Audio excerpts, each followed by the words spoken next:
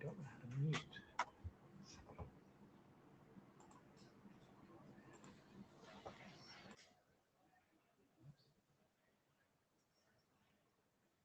Did I just knock him off? I just clicked him. No, I think it just turned off the video. Oh. Okay, that's fine. I guess it's time then. Yep. All right, welcome everybody. This is the IETF 119 EMU session. As you can see, this session is being recorded. We have a note well. Hopefully you have noted it well, and that governs our participation here. And we have the note really well, in case you didn't note well the previous note well. Please note really well this slide as well.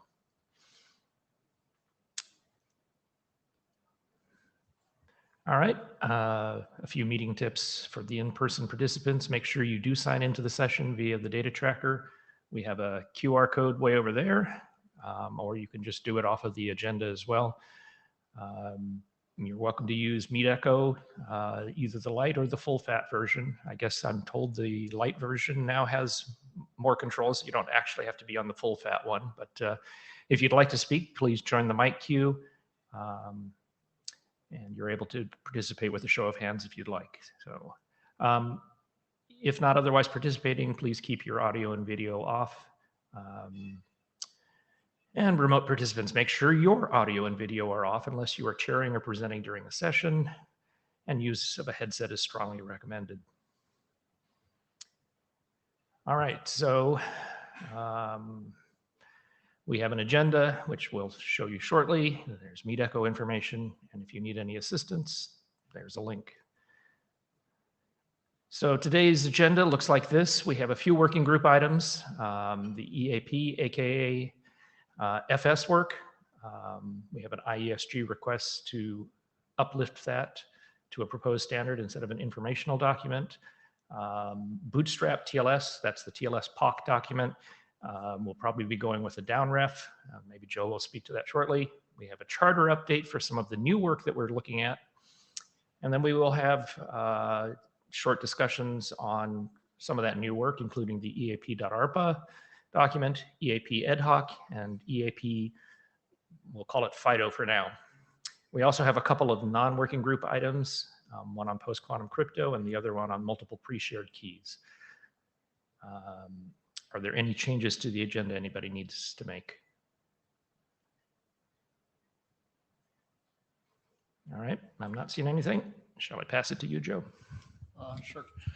So yeah, for Bootstrap TLS, I don't think there's much more to say other than we're going to go the down ref route since we updating 8773 to post or to I guess it's to the standards track is unknown amount of time in the TLS working group. So we don't want to wait on that. Hey, Yari, since you came in, do you have anything you want to say about EAP AKA or AKAFS?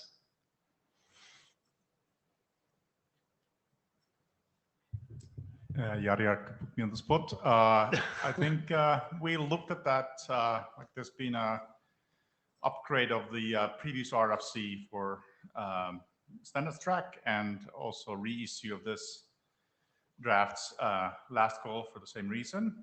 And I did not see any technical input. There's one comment from Russ Housley that I addressed in the editor's copy.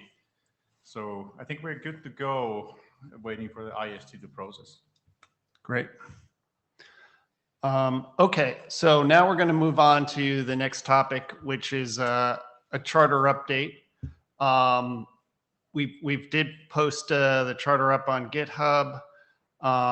Basically, what I wanted, the main purpose here is we're taking on, we'd like to take on some new work items that have to do with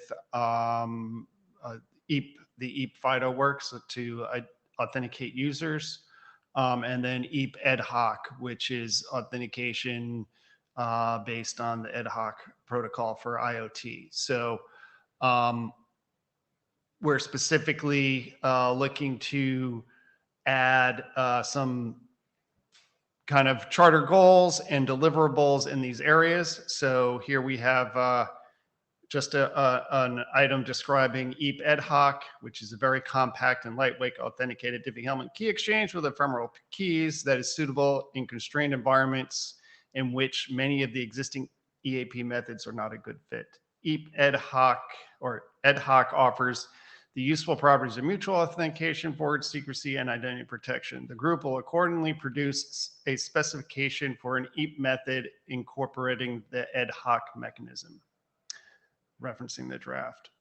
So that's kind of the updated goal in the charter. And then the specific deliverable is develop an EAP method for use in constrained environments that wish to leverage the ad hoc key exchange mechanism.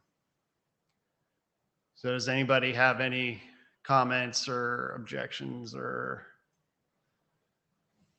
about this part of the, yeah, Dan? Yeah, Dan Harkins. So for ad hoc, what's the credential? It's a certificate? I think it's actually, I'm not completely sure. It's somebody. The client credential, I'm wondering about. Yeah. Goran, would you like to answer that? Yeah. Can you hear me? Yeah. Yeah. Sorry for not being in the room, and it's a bit of an hour here. So yes, so I'm Göran Solander. This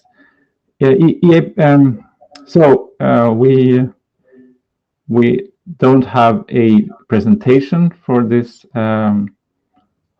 agenda item today. I think there's some miscommunication here. So what's happened since last, and I'll talk about that in the slot, but specifically to the question on credentials. So ad hoc has a COSI specified format for credentials. So you use any type of COSI header for identifying a credential that's used in the authentication, and you could use X59 certificates, or you could use CBOR web tokens, or you can use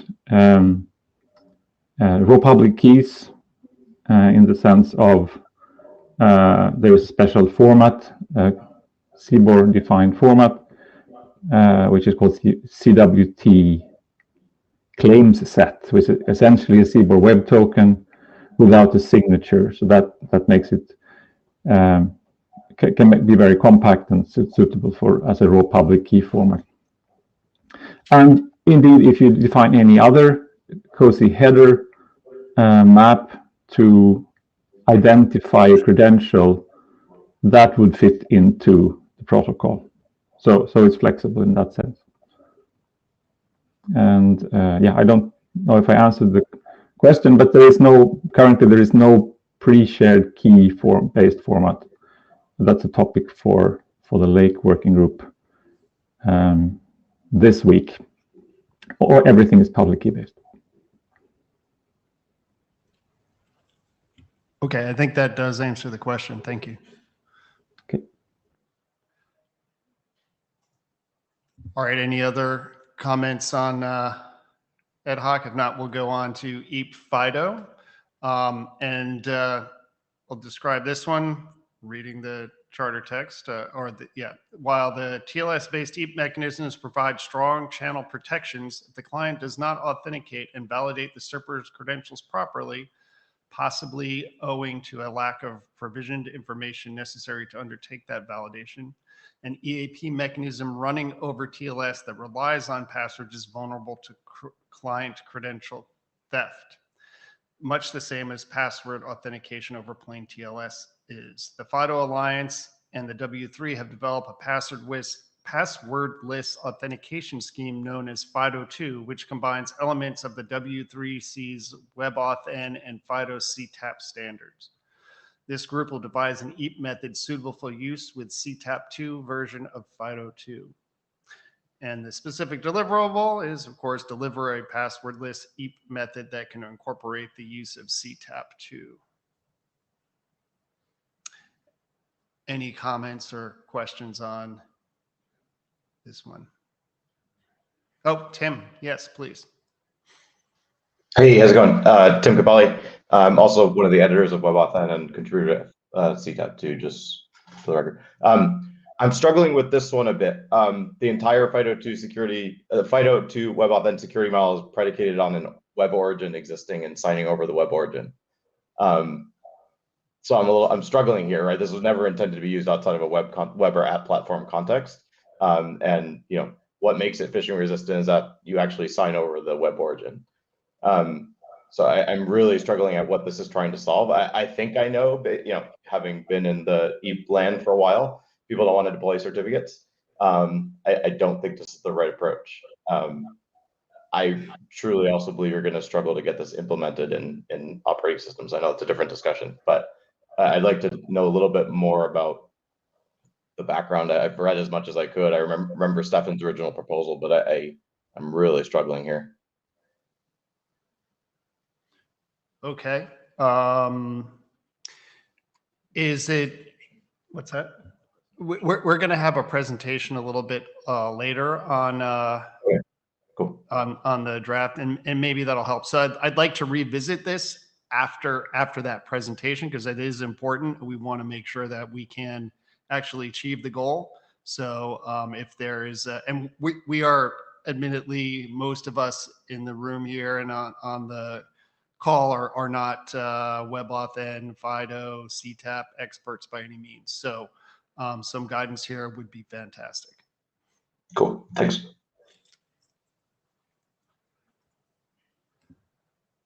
All right. The other thing is we do have another working group item, which is EAP ARPA, kind of defining that way to identify the, I think it's identity, EAP identity for a particular method using this ARPA domain.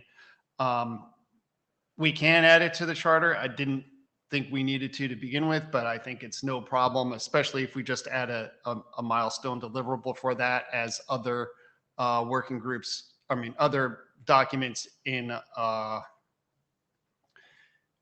are already in progress depend on it. So I think my suggestion would be to add a milestone, and that way it's there and people know it's happening, but it's really there to support other documents. It's not something that exists really on its own. I don't know if anybody has any feedback on that particular item.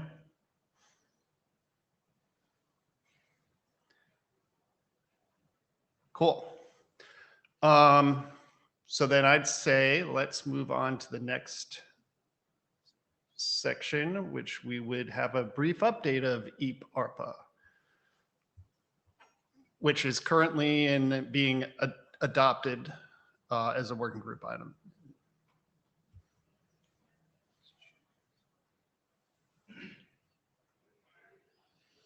Okay, hello, this is Alan. This is EAP ARPA. Next slide, there isn't much to talk about. So we have EAP noob, which defines EAP noob at ARPA. There was some discussion about changing that to noob at eap.arpa before the document was published, but that didn't go through. EAP TLS defines a server unauthenticated mode, which nobody knows what to do with because it's out there and there's no specification for how it works. Number of drafts proposing provisioning flows for EAP. So let's use a common domain, eap.arpa. Next slide. We need a special domain that's under IETF change control that is not routable in radius proxying. It's compatible with existing implementations. And the nice thing is existing implementations won't complain if you use it. It's an unknown domain and therefore they won't route it. Next one. So we'll add eap.arpa to the ARPA registry, which is controlled by the IEB. So the IEB has to agree to this. We'll define a new EAP registry so then we can carve out that portion of that space and allocate it from by ourselves. It defines a prefix for vendor self-assignment because the WBA, among perhaps others, has their own unauthenticated provisioning mode. And then we can go on from there. Next slide. It's a proposal. We did have some feedback from IANA. I have some changes which I believe are in the latest draft, which defines what should be done for expert review, among other things. So this isn't a big document. It isn't that complicated, hopefully relatively uncontentious.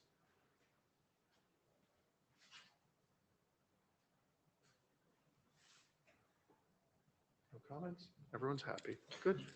Yeah, so I think we're in the middle, or we've just kind of completed the adoption call, and I think pretty soon we'd probably like to take this to a working group last call. There's not much to it, but I do want to make sure that we have the latest and greatest information updated in there. Yep. Yeah, I'll double check after the meeting, make sure it's all done. Great, thank you. All right, next we have on the agenda a update for EAP ad hoc.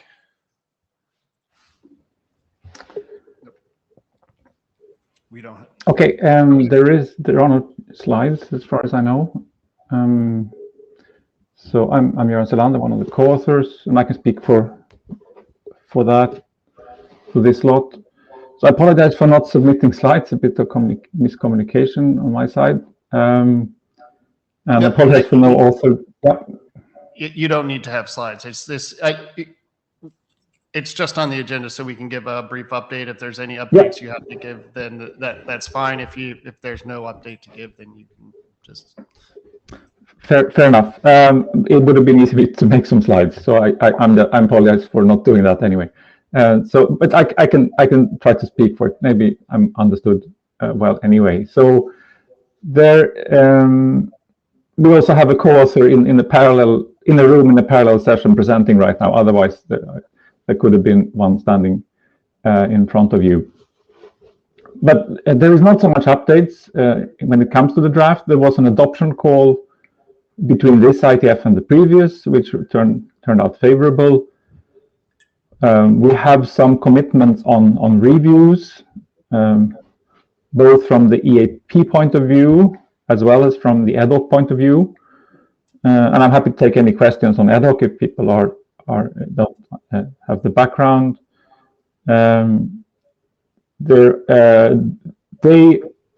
These commitments, they somehow waited for the adopted version, which couldn't be adopted before the charter is being updated. So it was a little bit of an unnecessary wait here.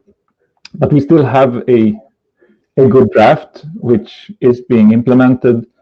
Two of the co-authors are working on different implementations, Rafa and Dan. And there is also an implementation done by a company in the automotive industry, and they want to use this for keying MACsec. So that's their use case, and they are very keen on progressing this draft quickly, which they promise to come back when they have come a bit in their implementation, so we can get some feedback. There are also test vectors being requested, so that I suppose could be either included in this draft or a separate document. We have a kind of coordination hackathon, not dedicated for this purpose, but which includes in its scope this topic, which is taking place in Paris in May. It's 21st and 22nd of May, and it's an open meeting. It's mimicking an IETF hackathon. Use the free registration. There are meals included, and it's going to be a nice venue. A lot of people working on lightweight security has registered, and everyone's welcome. Well, there is an upper limit to the arrangement. The sponsor is INRIA in Paris, and so it's first come, first serve. But this would be one of the topics, and we hope to gather people around this draft in particular. There are already some who have signed up for that. Maybe I should maybe I should just post the for the minutes, post the link to the hackathon for those who are interested in coming, which is not a formal IETF hackathon, but sort of, as I said, mimicking the hackathon style, large room, many tables and free meals. So so that's it for what I know about EAP ad hoc. I don't know if any other of the co-authors are present and can give some other updates on implementations or progress. I don't see anyone in the list here, so I suppose that's not the case. Happy to take questions.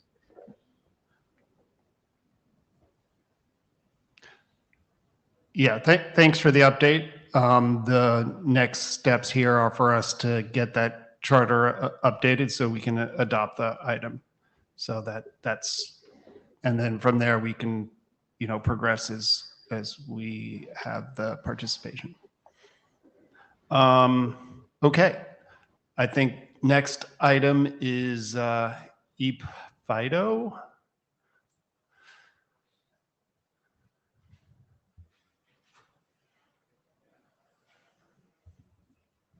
Okay, yeah, thank you. An update on EAP FIDO, or whatever it may be called in the end.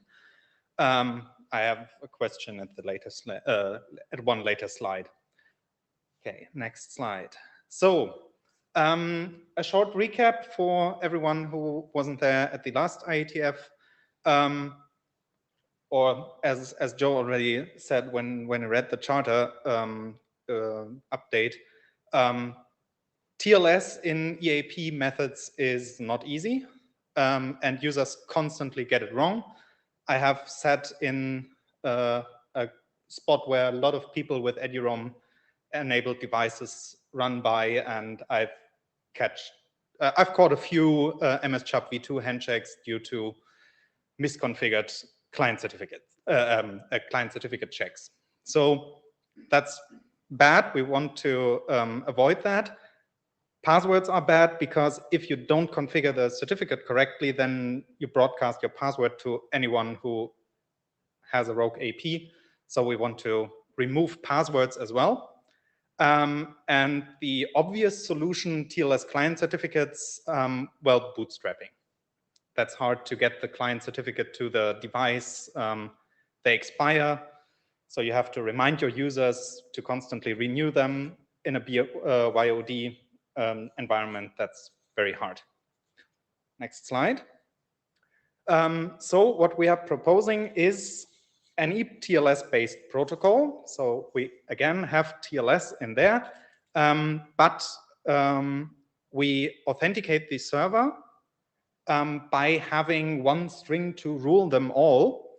So we have a very precise way of checking if the server actually is presenting a valid certificate for this authentication. And within the TLS tunnel, we then do the FIDO authentication. Next. And that's the basic flow. So first we do the TLS handshake. The server asks for an authentication. The device checks if the FIDO authenticator supports discoverable credentials. If it does, it just sends the data and the signature back. If not, then we have to transmit a username so that the server can look up the information which FIDO credentials are registered to send back a list of public key IDs or credential IDs so that the device can then ask the authenticator to get a signature from one of those credentials and then respond with an authentication. And then we're done. And it can be done. I tried to have a proof of concept ready for this draft version, but I wasn't successful. But I have a proof of concept that proves that this general concept actually works. Next slide. Okay, so updates since Prague. We finally decided on the one string to rule them all, and I think that one also answers the question from Tim. from the charter discussion. So our current decision is to ask the users to configure the FIDO relying party ID, which is usually the registered domain for an institution. For example, if DFN was to do EAP FIDO, I would put in dfn.de, and my client would do the rest. So it would assume that the outer identity or the username is set to anonymous at dfn.de. It would expect a server name for the search check for EAP FIDO authentication.dfn.de. Yeah, final name may differ. And if I don't use discoverable credentials, okay, then I have to put in a username too, but I only have to put in dfn.de and Rikas as my username, and then I'm done. And I think that's information that every user can be assumed to know, other than use this CA and use this certificate name. We've done some wordsmithing and updates on the message format. Next slide. So what's coming next is a proof of concept implementation. I started it during the hackathon. I'm not finished yet. We need that to understand what other features the protocol should have. For example, we want to have an EAP method that fails a bit more gracefully than failed, because most EAP methods just say failed, and then you're standing there and have no idea what actually went wrong. We have to add more text around FIDO and CTAP v2. The section is currently mostly a stub, which is a result of me not knowing the FIDO specifications good enough to write really good text around it. If there are some people that are experienced in FIDO, please contact me. I'm happy to collaborate and to learn a lot about this stuff. For example, multiple FIDO signatures. What should we do if multiple credentials are registered for the same realm?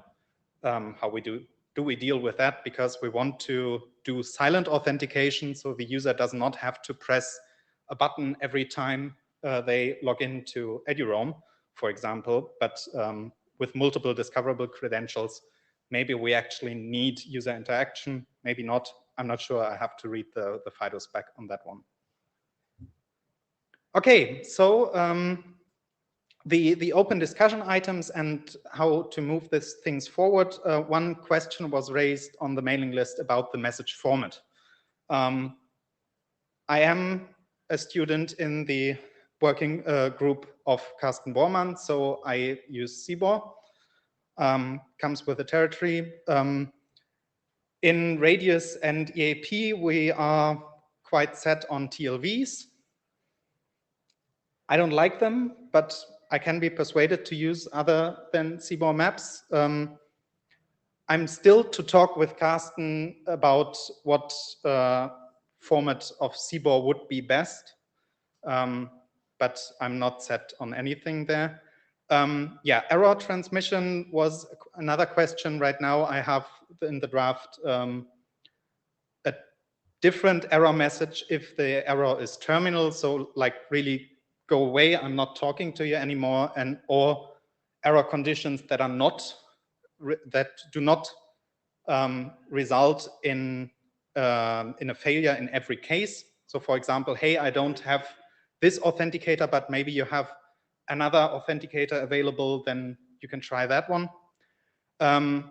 Yeah, we still need something from the FIDO Alliance.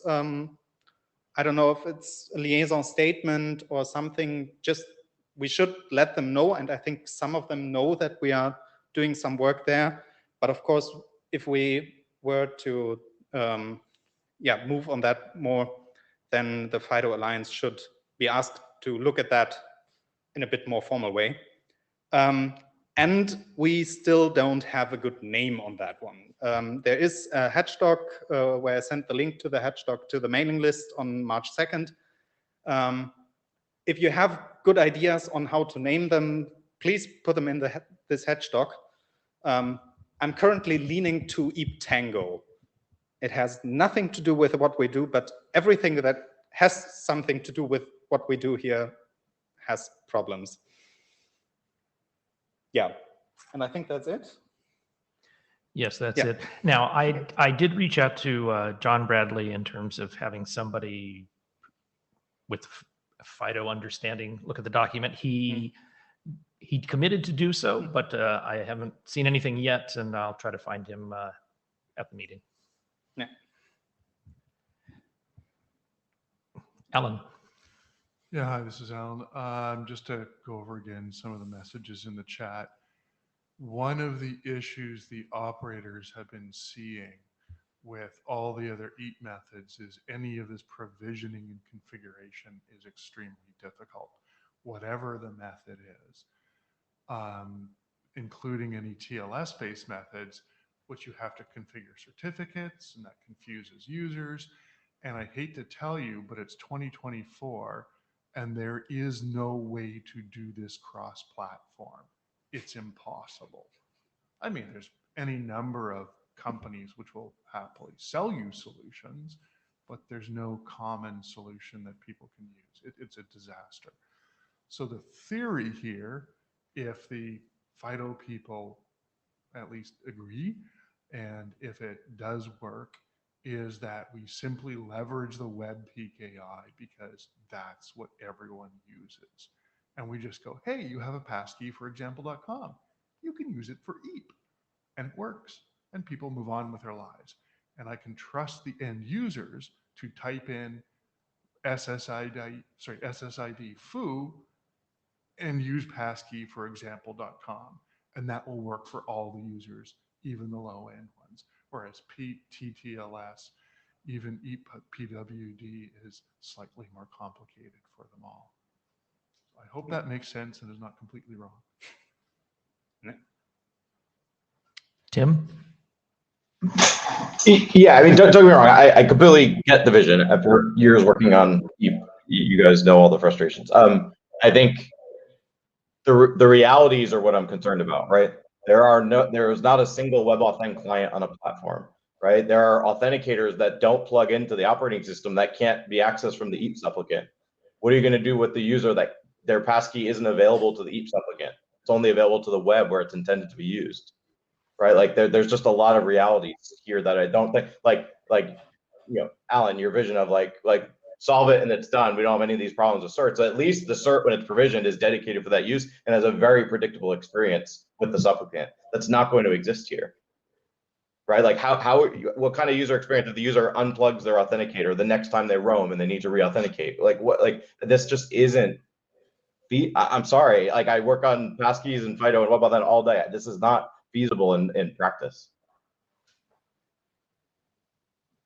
Okay, I think, well, the idea that we had is that more and more devices or end user devices like laptops, smartphones, something like that, have a FIDO implementation within their operating system.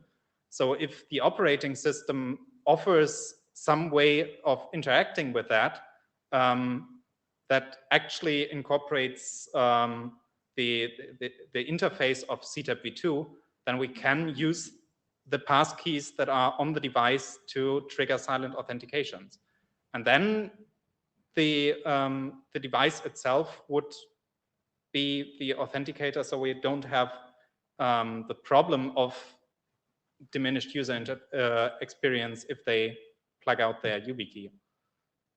So yeah, two quick responses to that. One, platform authenticators do not use CTAP2. They use pieces of the spec, but they're not CTAP2 compliant. Two, no passkey can be used silently. Right, so these are just the realities, right? Like we would have to completely blow up how these are used, right? Like, and again, not all of these, a user's passkey for Brandeis University may not be in the platform authenticator. It may be in a third party, which is only web exposed, right? It's not exposed at the platform level. So what do you do? Like, I'm curious to hear what would the fallback be? Now we're going to do EAP TLS for them, right? Like what is, you're never going to have ubiquity here. So what are the fallbacks? Is it just like everything else? We stack a bunch of EAP methods until one works? And I know it's slightly out of scope, but again, I'm trying to have a bigger view of the realities of how this would work. So this is Alan. To address some of your points, there are similar issues today with PEEP and TTLS, with things like session resumption. For example, the standard use case I say is, universities, every hour on the hour, 40,000 people close their laptops, walk across the hall and reopen them. There are systems which melt under that load if you have to check the passwords. So that's what things like session resumption is for. And that would at least solve a lot of the problem here. You walk into campus the first time in the day, assuming everything else works, you use the passkey once and then you simply resume your sessions. In terms of the rest of what if it doesn't work, what if people don't have it, to a certain extent, that's what we have today. People pay a lot of money to a lot of different companies to get EAP working, and often it doesn't, and it's a big pain. And if you have different identities for different domains, those all have to be managed by you. And the hope here is that if there's some systems waving your hands, hopefully, that does all that for you, I can just query something on my system to go, hey, do you have credentials for foo? I just use them for foo. That at least seems, from a non-FIDO expert point of view, to be a step forward from what we have today with EAP, which is there is no standard. It's impossible. It's all managed by you. And if it works, great. If not, you're stuck and you're dead. It's really a complete disaster. And so that's why we're sort of stumbling around here, perhaps a little bit in the dark, looking for a solution. So there are technical issues, as you say. But yeah, and I totally get that. And I think where I'm struggling, right, is it's not a one-to-one, like this isn't dealing with bootstrapping, right? So you need some out-of-band flow to get the passkey on the device. You need some out-of-band flow to get the certificate on the device. Sure, that one happens to be platform specific, but arguably, unless you're coming through the web flow, it's also kind of platform specific for passkeys, right? If you're coming in through a native app or something else, right? So I'm not like that. At least when a certificate is on the device, it can't be removed unless the user deletes it, right? It's not something you can unplug. It's not something that the user uninstalls a browser extension and their credentials go away, right? Like that's where there's so many dynamic options, intentionally or unintentionally, that the user can take that blow this up. I don't know. There's nothing fundamentally wrong with the proposal, like as a technical proposal, but I just fear in reality this might not work the way you may have envisioned. Okay, yeah, for me, I think the information that passkeys are not meant to use as silent authenticators is definitely a new information, because silent authentication is in the CTAP2 standard. So why do we have different types of authenticators now, and why not just allow silent authentication for platform authenticators too? Because but that's definitely a thing that a feedback that I need, so yeah, part of the challenge, and I will admit the layer between CTAP2 and WebAuthn is a little bit cloudy, right? They kind of were split towards the end. One web exposed, one for the client piece. But at the end of the day, right, passkeys are defined in WebAuthn. WebAuthn does not allow any silent operation. At a minimum, user presence is required, which in the context of a platform authenticator is going to be a click, right? Like clicking a dialog box that typically passes for that. And then any other requirement around making that credential multi-factor, which typically is not as important in the networking world, but would require a more involved gesture. Yeah. Well, I mean, theoretically, the spec doesn't say you must use silent authentication. So if we can use platform authenticators only with a click or something, then okay, the user has to click every time they want to log into EduRoam. I think that's reasonable to at least some degree. Of course, for phones or so, it would be very nice if it could just log on without any active activity on my personal end. But for example, for laptops or so, that would be great. But yeah, it will definitely be a problem that not everyone can use this, and you need to have a fallback. But how exactly this fallback looks, I think that's really much up to the institution deploying that, because there is no perfect solution to that. Alexander? Hey. A little tired. Hopefully I caught everything. The part of the problem with interactive, non-interactive authentication, I guess, here is it would be horrible and we would all die a little inside, but we could bring back something akin to the pack that was in TEEP. It would be almost using the passkey to bootstrap some temporary certificate that you can use in the interim. Or we'd somehow try and specify that session token lasts, maybe plays a more permanent role, at least in the case of EAP TLS, but now you're in the case of EAP Fido or Tango. So what I'm trying to propose in my tired state is somehow we influence either the session token hangs around for a lot longer to do the re-authentications, and then we can hand wave the whole needing to touch your passkey or click a button kind of almost goes away.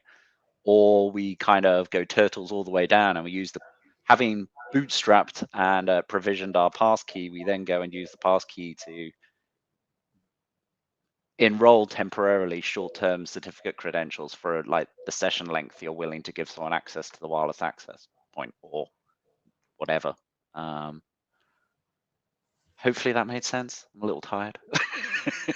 Yeah, it made sense. I'm really skeptical about this because I want to get rid of certificates. But yeah, definitely some interesting ideas in there. The certificates would be they wouldn't. They would sit inside your EAP implementation. They wouldn't be permanent. They would be almost like if you can't rely on the external session token, you would kind of maintain your own token inside. I mean, TEEP did this with PAC. It turned out no one actually implemented it, but maybe there's a reason no one implemented it, and this is it.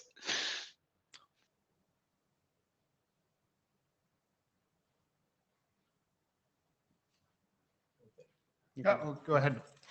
Heikki. Yes, this is Heikki Vatiainen. I was thinking that would it be useful to have the specification, for example, this one that tells how it would work on the EAP level, what the EAP exchange would look like, and then have another specification that addresses all this provisioning and management and related things? Or are they so much interconnected that that's not feasible? I think that this draft actually says use EAP TLS RC, let me get it right, 5216, I think it is. So that's basically the layer below, and then my layer is this is how you do FIDO on the wire within the TLS tunnel. So I think that's splitting it up would not be reasonable, I think. So this is Al again, just one final comment. So I think based on what I'm hearing from Tim, the hardest part of this is just getting access to those credentials. They may be walled off via certain layers. I'm less concerned even about the credentials disappearing, because people do this today. You have TTLS or PEEP, and by God, those users bring up those dialog box and mangle things all the time, right? So that doesn't really bother me that they go away. But if the entire design of the system makes it extremely difficult to get to those credentials, that makes it harder. I believe Jan-Fred's initial implementation is WPA supplicant, and you control your laptop and Linux. You just do whatever you want and it works. And the question is, if we were to push this forward, could we lean on OS vendors, et cetera, to go, you know what, within your secure enclave of whatever in the supplicant, please allow also access to the passkey information. People do this to a certain extent for something similar with CA stores. So there's not, you know, complete lack of precedent. And I think to say that passkey implementations that use a web browser plugin, that they are not usable for EAP authentication, I think that's perfectly reasonable. But good to know that those exist. I think what I would like to do is understand at least what, you know, what the constraints are, right? So, because you know, if it's that, well, 90% of the market is going to be using these things that are tied to a web browser that we can't use, that might not be so good. I don't know, right? So trying to get to, because it sounds like there are a number of constraints that have been brought up. I certainly don't have a good understanding of them. It would be good to understand, like, you know, how much of a non-starter is this, or is there like a realistic community that could use this now, or some way we could develop a community that would be able to use something like this? And it's not clear to me. And there were some other things I think that were brought up on the configuration here that it may not be clear to the user about what information they have to enter into the supplicant. May not be as simple as a domain name in all the cases, or, you know, what is that information anyway? Tim. Yeah, I mean, my biggest fear, and this might be irrational, is that this just ends up being something you can do in WPA supplicant on Linux, and the reality is Linux doesn't even have a FIDO platform authenticator, right? Like today, right? Like sure, you can use a security key, but again, using a security key to sign into a network as you roam is not realistic, right? Like sure, you can establish an initial session and then what? So like I just want to make sure like all the pieces are understood, because again, like the web context only, right? Like I would imagine a lot of people that are in the university settings are using like 1Password, right? And that runs in a browser context. Most users aren't installing the desktop component. And these are, we struggle with this in FIDO2 Web Authent land, vanilla FIDO2 Web Authent land as well. So this isn't unique to this scenario, but these are like the architectural kind of limitations, for lack of a better term, that we are fighting across multiple things. Maybe it's the complete opposite, and maybe this is a reason to force people into installing a native app instead of using the browser extension. But again, it's just something to be aware of.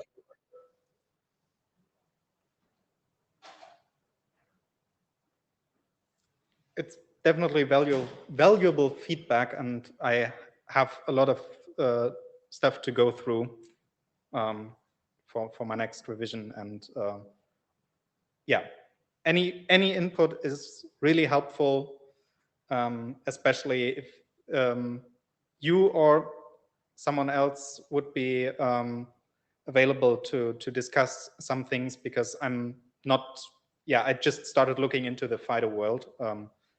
So yeah, any feedback on that part is greatly appreciated. Okay, thank you. Yeah, thanks. Next up is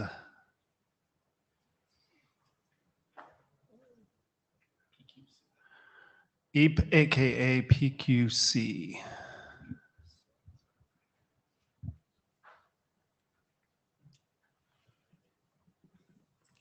Hi, I'm Aritra, and yeah, today I'll be talking about the PQC enhancement in EAP Prime. Yeah, moving on. So the motivation actually came from the EAP forward secrecy draft, where the author, where basically the draft updates an optional extension that offers ephemeral key exchange using the ECDHA algorithm to basically to achieve perfect forward secrecy. However, the authors noted that it's susceptible to future threats from CRQCs, and that would potentially compromise a traditional ephemeral public key. And basically an adversary with the knowledge of long-term key and the ephemeral public key could compromise the session keys generated as part of the authentication run in EAP AKA. HPK is basically a variant of public key encryption for arbitrary size plain text for a recipient public key. And it has been quite prominent in other working groups at IETF and was developed by the CFRG. It's a good interface for hybrid encryption. And the second hybrid means post-quantum plus traditional. The brief overview of how the protocol would look like. The call flow, like before the server generates the ephemeral public key, would be as similar, but the AT pub ECDHA hybrid would actually be replaced by the concatenation, hash and concatenation of PQC chem plus ECDH public keys, where the server generates both, and hence the server contributes to the randomness as well via its ephemeral public key. And after that, the peer generates its ECDH key pair, and it calculates its shared secret based on the server's PQC chem keys and its ECDH key pair and the server's ephemeral public key. And they send the EAP response a challenge back to the server, and the server generates its own hybrid share secret and checks the res and the MAC values, and the rest is pretty much the same, and it provides EAP success. There's a slight tweak here as well, but instead of the MK ECDHA, we would have an MK hybrid, which is essentially the hybrid shared secret, which is a result of the encapsulation function from the BS side. And remaining, we have the MK hybrid, the MSK, and the EMSK would be the same, but it would be based on the MK hybrid rather than on the MK ECDHE. The hybrid key generation, so the HPK protocol, currently they have registered for post-quantum chems as well. There's a draft called X-Wing that is being discussed. And so we generate the key pair for X25519 and the ML chem, where basically you have the secret key and the public key pair for each. And then you have the encapsulation part from the peer side, where you concatenate the public key and you generate basically the concatenation of the encapsulated key and the ciphertext from PQC chem, which is the enc value, and SS is the hybrid shared secret key. And from the decapsulation part, we derive the hybrid shared secret, and from the server side. I think this is pretty much trivial from there, because we have the AT pub hybrid, which defines the public key and the concatenation of the traditional public keys basically from the server, one of the values, and the other value would be encapsulated key, which is from by concatenating the encapsulated key of traditional ECDHE and the ciphertext from PQC chem. And the hybrid key derivation function would be sent first in the EAP request to include higher priority than the traditional KDFs. This with the modified value of the AT pub ECDHA would be changed to AT pub hybrid. And as I mentioned in the previous slide, for the EAP request and the EAP response, this would be its values instead of the traditional ECDHA, ECDHE. Next steps, it's a draft in the pretty initial stages, so any comments and suggestions would be welcome.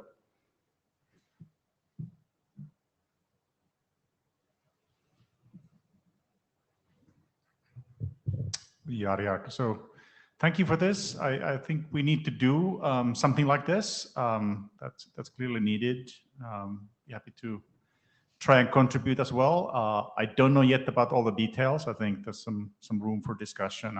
It's not clear in my head, at least, exactly what the options are, and there's maybe some room for thinking about those details. Absolutely. So I look forward to this. Yeah, absolutely. I think the first draft version is probably we're going to be making some further changes, and definitely I would encourage everyone to read and provide some feedback. It would be really helpful. since obviously CDHA algorithm we would need to replace with post-quantum algorithms. Yeah.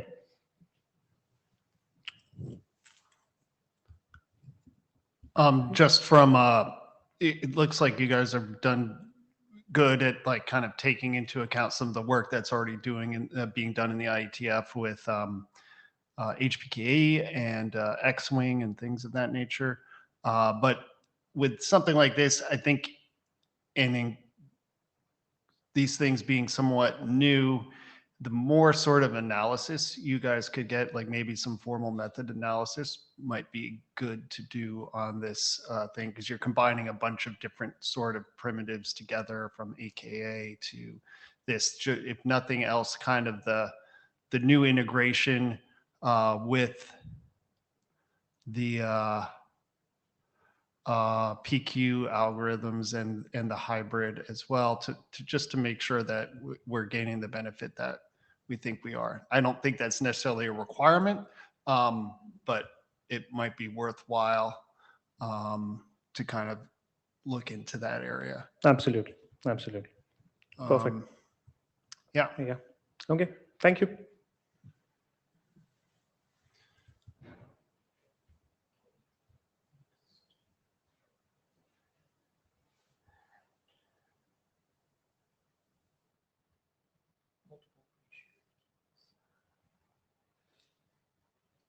Hello. Hi. Can you hear me? Yes. Oh, okay. Hi, everyone. I will introduce a simple method for PSK negotiation in EAP. Next slide, please. The existing PSK-based EAP methods assume that only one PSK has been configured on a pair of EAP peer and server.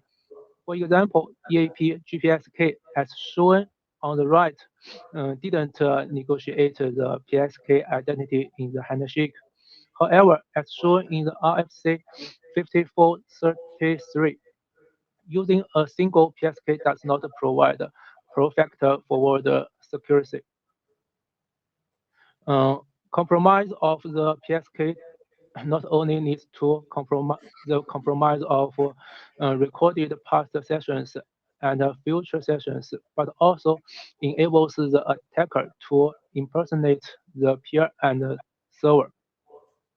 Next page, please. One solution is using multiple PSKs. Traditional manual configuration of PSKs lacks automation and is less efficient. Currently, there is a new way to configure PSKs more efficiently. Quantum key generated by a quantum network can be automatically obtained through a network and configured as PSKs. In the mobile communication scenarios, quantum keys can be offline implanted into mobile devices. In this way, it is easy to get plenty of PSKs. If there are ample PSKs, using each PSK only once will provide a perfect forward secrecy. Moreover, the attacker cannot impersonate the peer and the server by compromising a user PSK, and one PSK's compromise will not influence future sessions. Next page, please. TRS and IPsec have already supported the negotiation among multiple PSKs. There is also some work on storing and transferring PSKs in IETF. Next page, please. Furthermore, the issue of PSK identity conditions should be considered. When managing multiple PSKs, PSKs can be configured in different manners. For example, through traditional manual configuration or obtained through quantum key generators.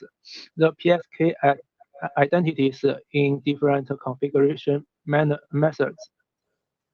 Even among different quantum key generators, usually do not have a unified plan. Thus, it is possible that two PSK identities may clash. So we suggest that multiple PSKs should be managed by category. For example, they can be classified by the key producer. Next page, please. In the future, we plan to modify the EAP PSK to support the negotiation of a PSK among multiple PSKs. The details of the negotiation needs to be discussed. There are two ways to negotiate PSKs. The one is selected by a key list, such as TLS. The client sends multiple PSK identities to the server, and then the server selects one PSK and returns the PSK's identity to the client. And the other one is specified a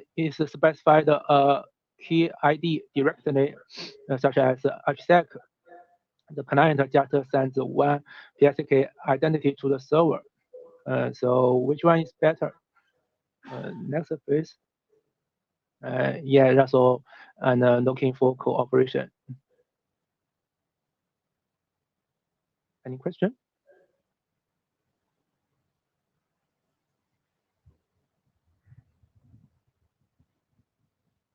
Okay, I'm not seeing any questions in the room or online at the moment.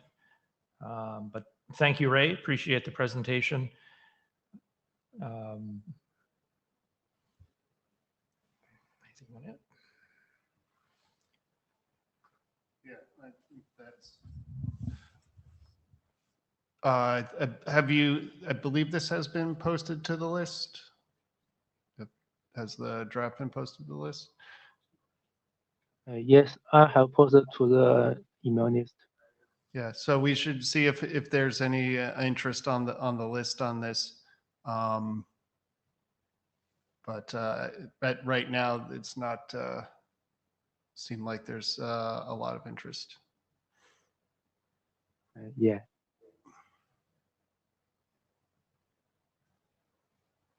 Yeah, so definitely follow up on the list.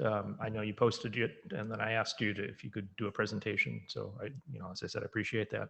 But follow up on the list and see if you can get interest in continuing this work if you want to do so.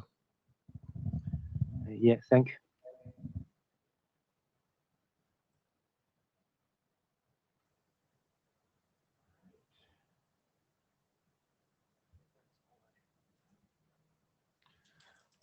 I think that's the end of our regularly scheduled agenda. So if anybody has anything else they would like to chat about, we can. If not, we can all get out early. And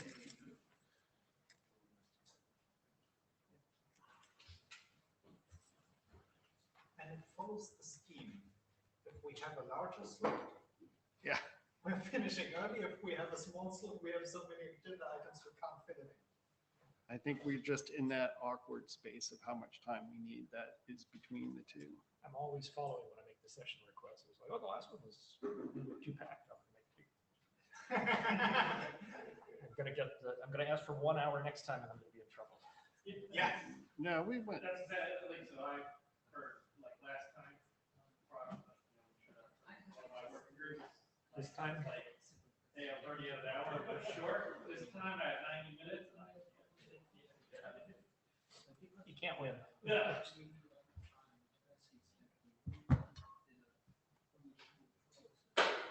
All right.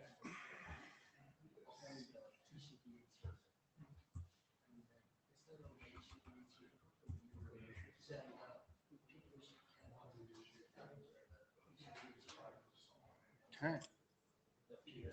All right. Some interesting things to track down. Yeah.